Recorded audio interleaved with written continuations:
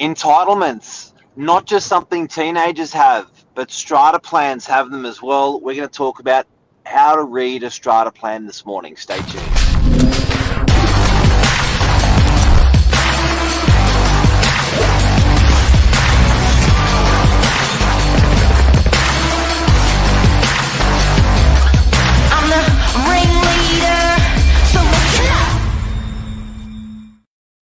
Good morning. Boom. How are you, Billy Bob? So good. How are you? Yeah, good. Is why do they call you the old man in the young man's body? Well, they also call me the real estate detective because day in, day out, it's a part of the job to go through these strata plans with a fine-tooth comb and look at what's included and what's not included. Pitch it up to the buyers. Yeah. You still didn't answer why they call you the old man in the young man's body. I'm not sure. I've got a few names in the office. I've got to tell everyone this guy is years beyond his age. So very talented. Hopefully he can teach us all something today. Can you tell us about the what we wanted to do is inside of a contract when you go to buy a property, you will have a strata plan in a strata building. Also, if you are a tenant, you can often get confused as to which parking's yours or not yours. As a landlord, you can get confused as to what is on title, is your balcony, is that courtyard, and you don't really know. Now you can, to get one of these little puppies, you can ask your strata manager to supply you with one. These strata. So basically, what it is before we start is it's a couple of pages of a diagram which shows who owns what in that building or in that plan. So if there's 10 units, you'll sort of see 10 boxes, and are there balconies, are there garages, are there storage rooms, what else is on title? Yeah. So there's a difference between sometimes your lot number and your apartment number. So that's one thing to start with when you're looking at these strata plans. You don't always look for your apartment number. So as an example, if you're in a fairly modern or large complex, chances are that your lot number could be different. So again, that's something to have a look at first. We can help you with that if you're confused. But let's bring up a strata plan. They'll often, as a working example, say there's 200 units in the building. Instead of you getting the unit number 199, you'll get the unit number maybe 2.09. So it's level 2 and unit 9 on your floor plate. But when you go to your strata plan, you're gonna get the number, lot number 199 or lot number 154. The way you actually search for the property is by orientation. So it's a little bit like a map. You'll see your north, you'll see your other units, you'll see the shape of your building, and you sort of turn around and go, okay, that's my unit. Yeah, that's exactly right. So they're not that hard to read, but I think as a first timer, there certainly is a lot to see, and you kind of go, whoa, where on earth do I begin? So if you're looking to purchase a property, you can find these strata plans in the contracts. They're usually buried, maybe, well, you can see here's the line. So maybe, depending on the size of the contract, obviously it's certainly not the top 10, 20, 30 pages. It's usually a little bit below that. But you scroll down. So can you zoom up on that little puppy? So is that 1 page or 2 pages? I've got 2 pages here.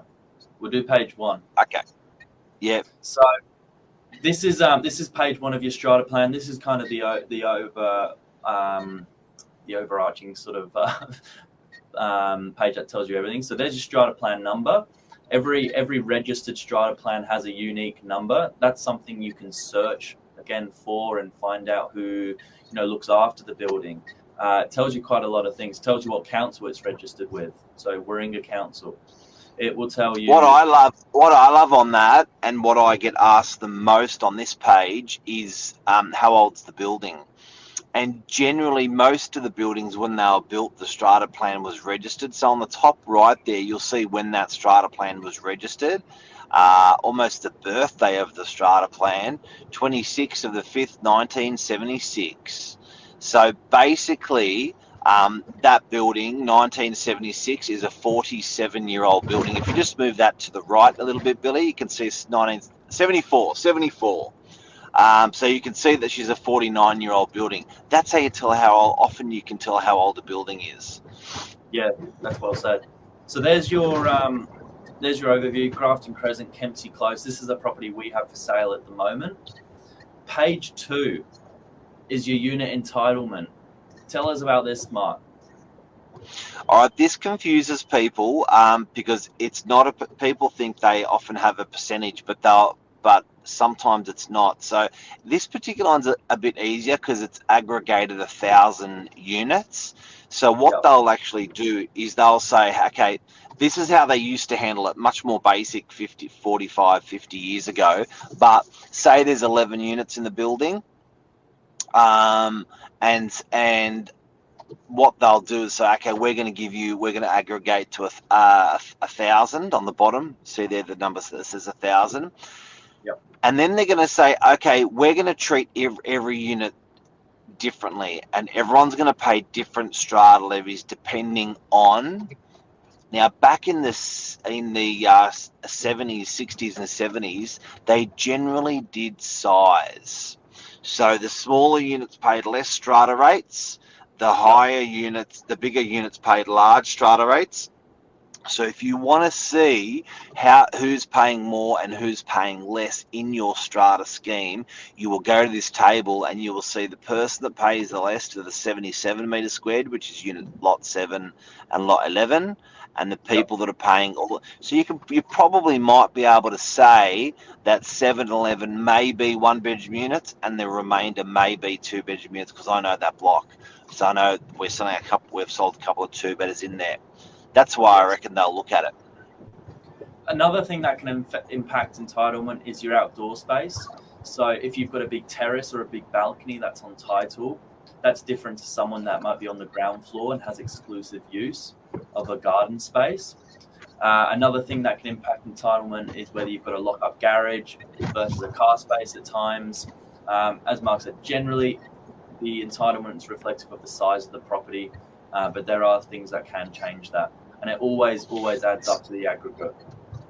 So there came a time about 15 years ago when they decided just splitting up by size is not fair and not good enough, because some units may have an incredible view facing the ocean and some units may be facing the main road on the other side of the same block. Why should I be paying one unit's worth $2 million, one unit's worth $700,000, but they're the same size? So over the last 5, 10, 15, probably about 15 years ago, they started actually getting a bank valuer in, and they started aggregating off the bank valuations of the property. So it actually had nothing to do with size. It had what to do with the valuation. So the higher value of the property, you proportionately pay the higher strata in the building. Well said.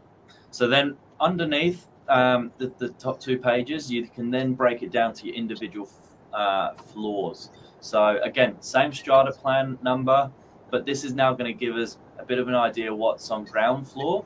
The small spaces on the left here, are all car spaces or garages, and then you can break it down to the individual lots. So if you're looking to buy apartment number 1, lot 1 in this case, you're looking for your total size here, which is 71.6 meters squared, internal, and then a total of 84.1, which would generally be inclusive of your parking and your balcony and storage, anything that is on title for the apartment. Now, we've got no squiggly lines, Billy Bob. Not in this case. There might be one on floor 2. Let's have a look. No. Tell us what the squiggly line means. All right, so if you want to know what's connected to your lot, sometimes they'll have areas that are connected and not connected, and they'll use like an S the diagram S over, see where it says balcony and see where it says PT lot 11, over that line that's in between those two, they'll put that S, and that means this is part of that strata of that lot. They'll put an S. So it's actually pretty rare you don't see it. So this is a bit more rare, this strata plan, but you will see that definition. They'll join that by that S on a strata plan. So generally, with these total numbers, if they are in feet, there'll be a legend down the right hand side which will convert from feet to meters squared, and then that total is really deceiving for real estate agents. So if you zoom up on that, Billy Bob, there you go. You'll see 61 meters squared. So you've got including the balcony, and then you've got total 74 meters squared. So what you will actually find, pretty rare they actually say that. That's great. It's a well-written strata. But if you do 74.3 minus 61, that will balance out to your car space. If it doesn't, then I start going looking for a storage room. Yeah, there could be a hidden secret. That's where you get excited. Yep. Don't be worried. Yeah. So that's page 2 and 3. Obviously, there's only 2 floors to this building. So you've got ground floor, well, I should say 3: ground floor, first floor, second floor, and then after that you start getting into your bylaws, which is a whole nother story. But that's the sort of general quick overview of a strata plan. I think one more really important thing to look at is what's on title versus what's exclusive use. Big difference, and big difference in dollar value. So how much you should be spending on your property and your purchase. Now, Luke's just saying the valuation thing doesn't make sense if one's renovated and one's not. The valuation was formed when they were all equal, when they were all brand new. So, for instance, over the last couple of years, when they've got the strata plan ready to go for the new building, they will send that strata plan off for valuation by a valuer. He'll put deemed values across everything, and they're all basically new units anyway. So there's no like unrenovated or renovated when that strata plan gets formed. If that helps, Luke. Yeah. And one other thing you didn't see in that strata plan is common property. Common property is something that's enjoyed by all lots owners. It could be anything from a communal garden area. It could be something as basic as a visitor car space. That's not owned by one individual owner, and that's where your group decisions come in as to what's done with common property and how it's maintained. And what I think is going to be interesting with these strata plans is people buying airspace, or like what you just said, buying common property. Everything's for sale. If you can convince the owners in the building, if you can see a car space at the back, or you can see a courtyard that's available, or you can see the building can take in its zoning an extra roof on top, another story on top, and you can convince those lot owners to sell them to you, you can. There you go. There's your hidden secrets. Have a good day. Hidden secrets. Love you. See ya. Bye.